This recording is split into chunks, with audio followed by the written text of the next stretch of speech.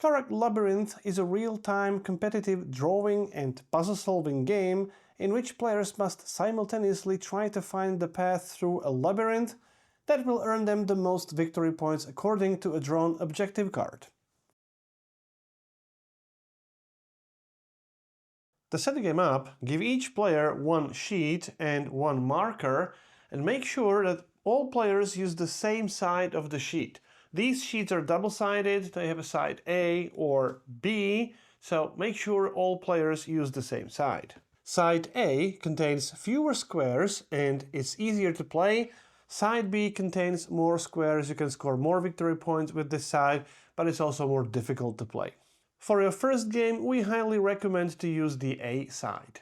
Then each player chooses a color and takes all the minigame tiles of the chosen color: the key, sword, bow, treasure, spider, troll and the minotaur. And note that there are two different sets for each color. The set with the light background has a lower difficulty, the set with this dark background has a higher difficulty. So again, make sure all players use the same difficulty level, although when you play with kids or beginners, the more experienced players can use the higher difficulty sets and kids or beginners can use the lower difficulty sets. Then take the sand timer and place it in the middle of the table, and then place the fastest player token on top of it, and then place the tokens labeled with number 2, 3 and 4 nearby. You can also find tokens with number 5, 6, 7 and 8 in the box. These are normally not used in the game unless you have 2 copies of the game. In that case, you can play with up to 8 players, and that's when these tokens come in handy. Then we have these objective cards. They come in 3 difficulty levels: easy, medium and hard. And then there is another card labeled T, which is for the tutorial game, which you can find in the playbook. So choose the difficulty for your game and randomly draw 1 card from the chosen deck. If you want to be more adventurous, you can shuffle all these objective cards together and draw 1 card randomly. I'm going to draw a random easy objective card. Put the card in the middle of the table so that everyone can easily see that card, and when everyone's ready, flip the objective card and you can start playing. In Karak Labyrinth, all players play simultaneously and they try to draw a legal path from the entry point, which is one of these staircases marked with a letter on the objective card. Here it's letter A. So the starting point is here, and they try to draw the legal path from this entry point to one of the exits. And it doesn't have to be the shortest path to the exit. Quite contrary, players try to score the most victory points based on the conditions indicated on the objective card. However, navigating the labyrinth is not easy. You will encounter many symbols.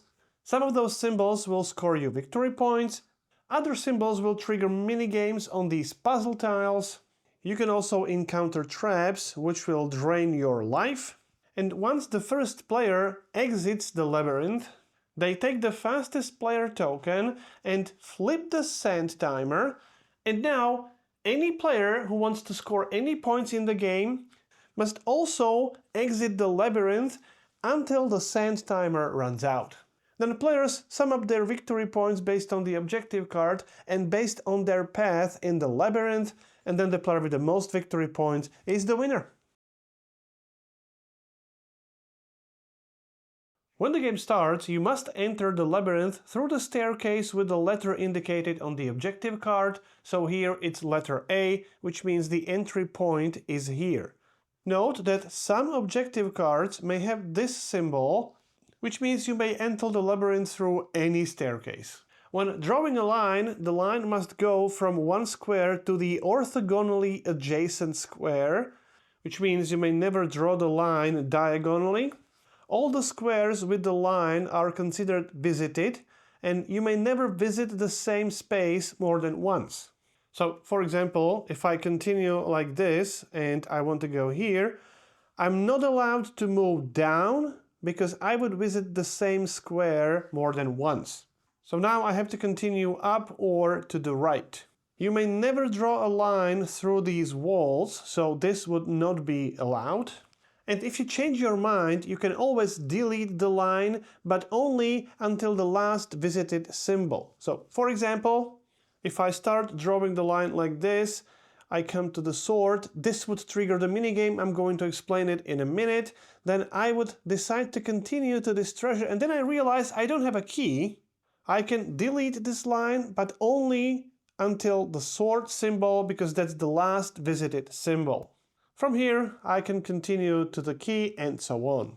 If you draw a line in such a way that you are not able to continue legally, and even deleting the line to the nearest symbol doesn't help at all, you are unfortunately out of the game and you score no points for this particular playthrough.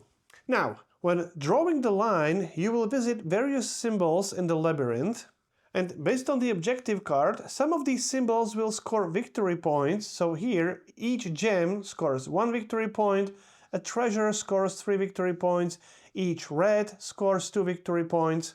However, in order to score these symbols, you must meet the prerequisites for those symbols shown on the help card.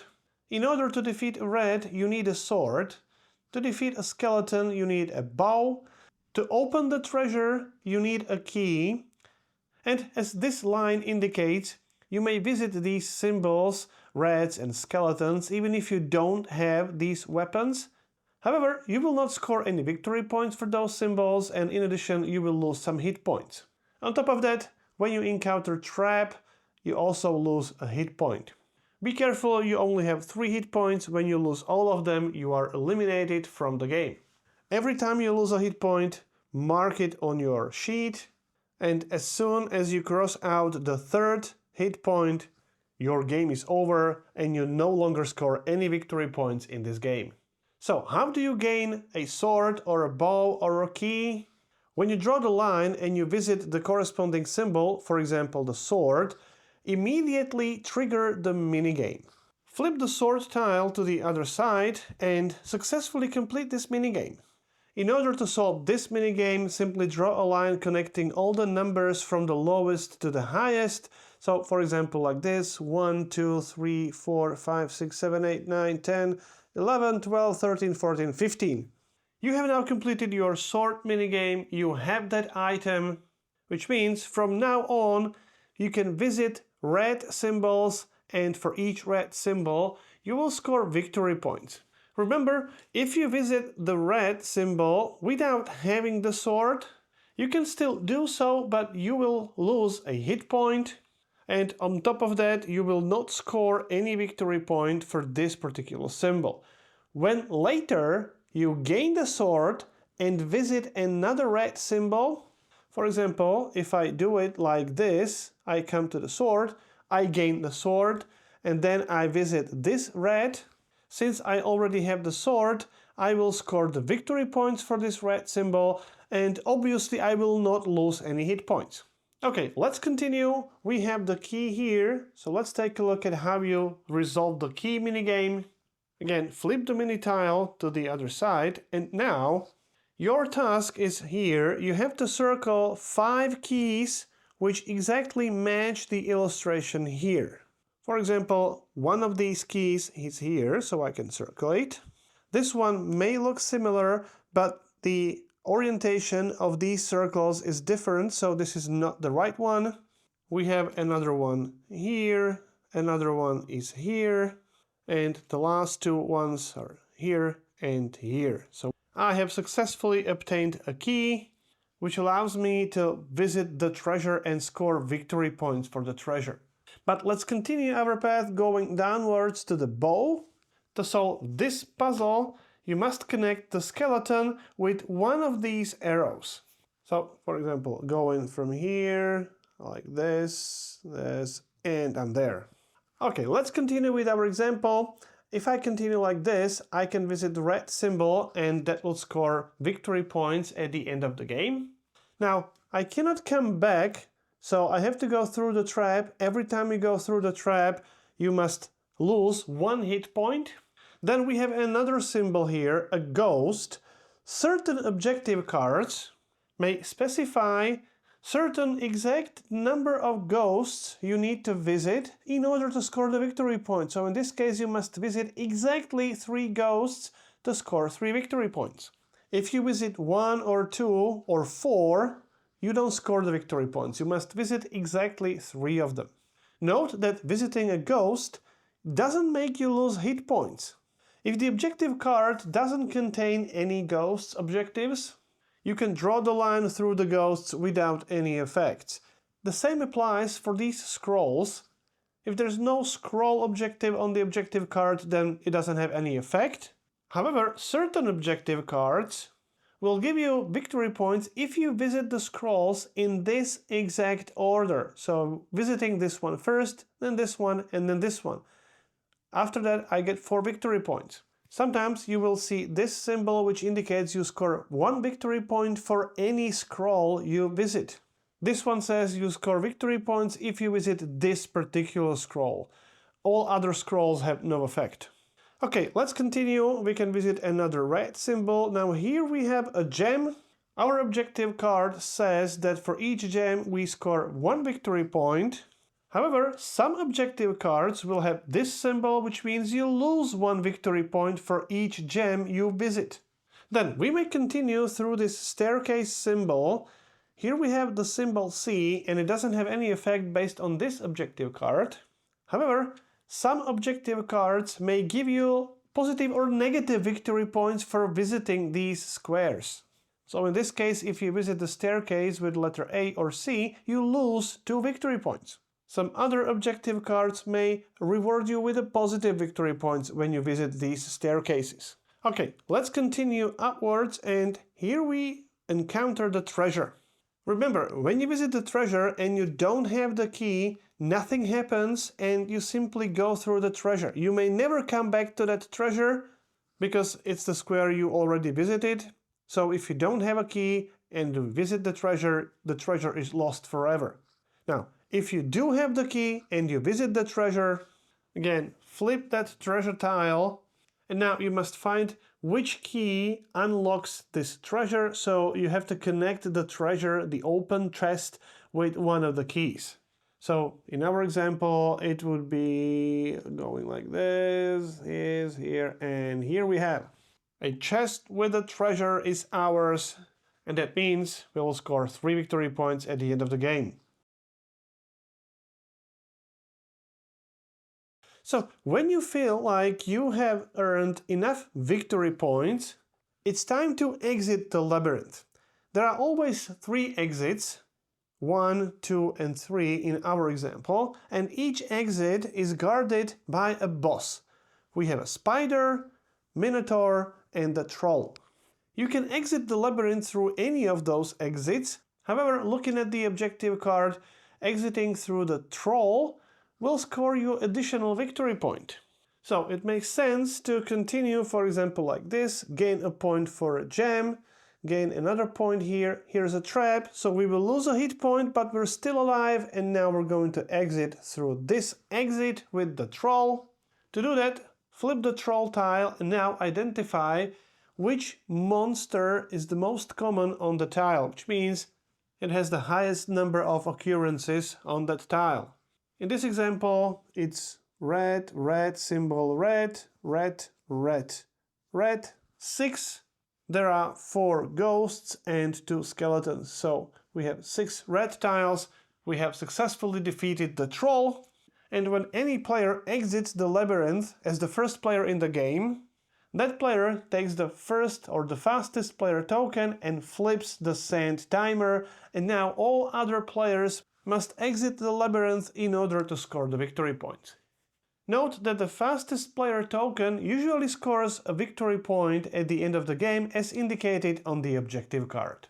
Now, in order to exit the labyrinth through the Minotaur, you have to complete the Minotaur puzzle, and here you have to find a symbol, so either a square, circle, or a triangle, which doesn't form a 4 in a row group of symbols either orthogonally or diagonally.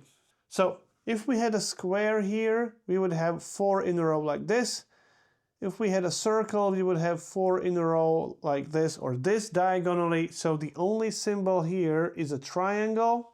Now there's no 4 in a row group of symbols, and with that we beat the Minotaur. And finally, to exit through the spider, you have to complete the spider puzzle, and in order to do so, you have to find symbols which are in the same square on both sides of that puzzle. So this is the same symbol as this one, and it's in the same square. If you look at this symbol, it is in the same square as this one, but this one looks different because of these small waves. Now, this is looking to be the same symbol on both sides. The same applies to this one. If you look at it like this, and it's also the same symbol here. And now looking at the symbols in the bottom row, it seems like there are no two symbols, no same symbols. So 1, 2, 3 symbols, and with that we have defeated the spider. In addition to this simple condition, you may also find conditions like this. So in this case, if you exit through the troll exit, you score 4 victory points. If you go through the spider, you only score 2 victory points. And here is another type of condition. First, you have to visit the bow, and then you have to exit through the spider exit. Only then you will score 5 victory points. If we take a quick look at the B side of the sheet, it contains the same symbols as the A side.